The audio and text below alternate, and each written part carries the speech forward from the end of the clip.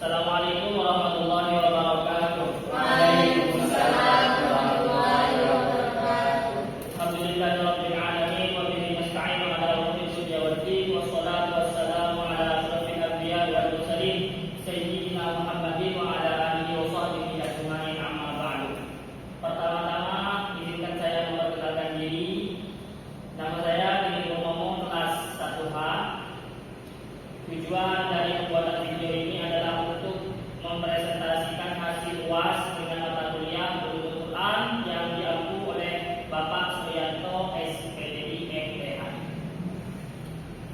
Soal-soal yang tertera dalam UAS ini memiliki soal. Soal yang pertama adalah jelaskan tentang Qasasul Quran dan berikan contohnya. Qasasul Quran atau juga biasa dikenal dengan kisah Al-Quran berasal dari kata al-qasas yang berarti mencari atau mengikuti jejak. Dikatakan qasasu ataruhu yang artinya saya mengikuti atau mencari jejaknya. Kata qasas adalah bentuk masdar firman Allah dalam surat Al-Kahfi ayat 64, fartaddan ala atarihi ma qasasa, yang berarti Musa berkata, itulah tempat yang dipelajari, lalu keduanya kembali mengikuti jejak mereka semula. Secara bahasa, kata qasas berasal dari bahasa Arab dalam bentuk masdar yang bermakna urusan, berita, kabar maupun keadaan.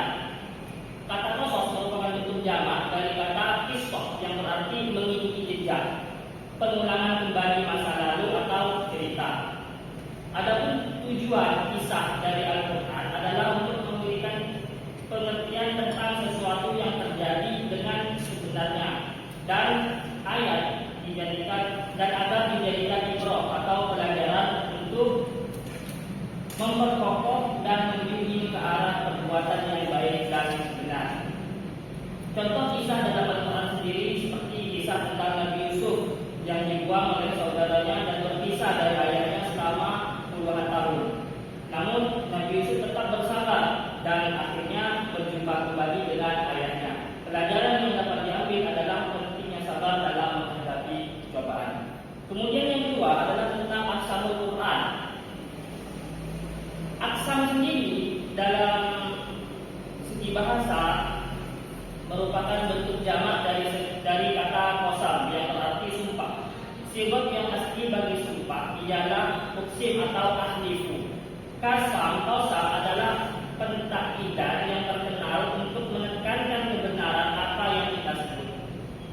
Al-Quran diturunkan untuk segenap manusia yang menanggapi Al-Quran dengan bermacam-macam keadaan. Ada yang ragu-ragu, ada yang menolak, ada yang sangat menantang. Maka dibuatkan dengan sumpah adalah untuk menghilangkan keraguan-raguan itu. Allah bersumpah dengan zatnya yang suci atau dengan benda-benda kekuasaannya. Allah bersumpah dengan sebagian makhluknya merupakan dalil bahwa makhluk itu salah satu daripada kekuasaan Allah yang besar. Contoh qasam dalam Al-Quran ialah seperti tertera dalam surah Al-Qiyamah ayat 1 hingga 2. A'udzu billahi minasyaitonir rajim. La uqsimu biyaumil qiyamah wa la uqsimu bin nafsil lawwamah. Yang artinya, aku bersumpah demi dengan hari kiamat dan aku bersumpah dengan jiwa-jiwa yang banyak mencela. Kemudian untuk soal yang ketiga ialah tentang i'jazul Quran beserta contohnya. I'jazul Quran merupakan mukjizat Al-Quran. Mukjizat adalah suatu peristiwa yang terjadi di luar kebiasaan yang digunakan untuk mendukung kerasulan seorang rasul, sekaligus melemahkan lawan-lawan para rasul. Berdasarkan sifatnya, mukjizat Al-Quran yang diberikan kepada Nabi Muhammad sangatlah berbeda dengan mukjizat-mukjizat yang diberikan kepada nabi-nabi terdahulu. Contoh kemukjizatan Al-Quran ialah sebuah kisah seorang guru besar ahli bedah kenamaan Prancis, Dr. Maurice Bucaille, masuk Islam secara diam-diam. Sebelumnya ia membaca Al-Quran surah Yunus, bahwa dalam surat tersebut tertera Fir'aun itu mati karena tenggelam di laut dan jasadnya oleh Allah diselamatkan. Lalu dicarinya mumi Fir'aun itu setelah ditemukan, kemudian ia melakukan bedah mayat. Hasilnya membuat dia terheran-heran karena sel-sel syaraf Fir'aun menunjukkan kematiannya dengan sok yang hebat. Menemukan bukti ini, ia yakin kalau Al-Quran itu wahyu Allah. Kemudian untuk soal yang keempat adalah fawatihus suwar beserta contohnya.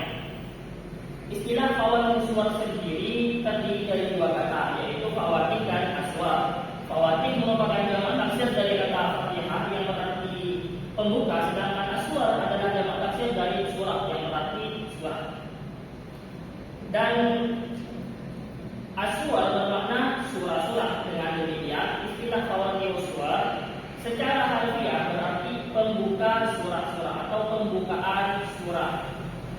Ada yang diawali dengan pujian dan ada juga yang diawali dengan huruf muqatta'ah atau huruf potong. Contoh fawatihus suwar yang dimulai dengan pujian seperti Tabarakalladzi nazzala al-furqana 'ala 'abdihi liyakuna lil 'alamin nadhira. Yang artinya Maha Suci Allah yang telah menurunkan Furqan Al-Quran kepada hambanya, yakni Muhammad, agar dia menjadi pemberi peringatan kepada seluruh alam yang injil dan manusia. Al-Quran surat Al-Furqan ayat pertama. Contoh yang dimulai dengan huruf muqatta'ah seperti A'udzubillahi minasyaitonir rajim, Qaf wal Qur'anil Majid. Yang artinya Qaf, demi Al-Quran yang mulia. Al-Quran surat Qaf ayat pertama. Nah, itu tadi merupakan contoh-contoh dari fawatihus suwar. Kemudian yang kelima tentang amsalul Quran dan contohnya. Amsal merupakan jamak dari kata masal. Masal dimaknakan dengan keadaan, kisah dan sifat yang menarik perhatian, menakjubkan. Di dalam ilmu adab atau ilmu sastra, masal diartikan dengan suatu perkataan yang dihikayatkan atau yang diceritakan dan sudah berkembang, yang dimaksudkan dari merupakan keadaan orang yang dihikayatkan padanya dengan keadaan orang yang masa itu dibicarakan. Faedah-faedah amsal antara lain: pertama, mengungkap hakikat-hakikat dan mengemukakan sesuatu yang jauh dari pikiran, seperti mengemukakan sesuatu yang dekat pada pikiran. Kedua, mengumpulkan makna yang indah dari suatu ibarat yang pendek. Contoh amsal sendiri adalah Allah banyak menyebut amsal di dalam Al-Quran untuk pengajaran dan peringatan. Allah Subhanahu wa taala berfirman, A'udzubillahi minasyaitonir rajim, wa laqad darabna lin-nasi fi hadzal Qur'ani min kulli mathalin la'allakum yatadhakkarun.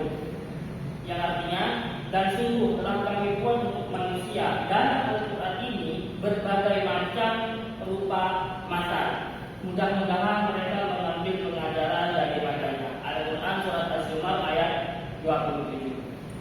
Nah, dari yang saya bacakan hanya itulah yang dapat saya sampaikan untuk soal UAS pada kesempatan kali ini. Kurang lebihnya saya mohon maaf. Ihdinas siratal mustaqim. Wassalamualaikum warahmatullahi wabarakatuh.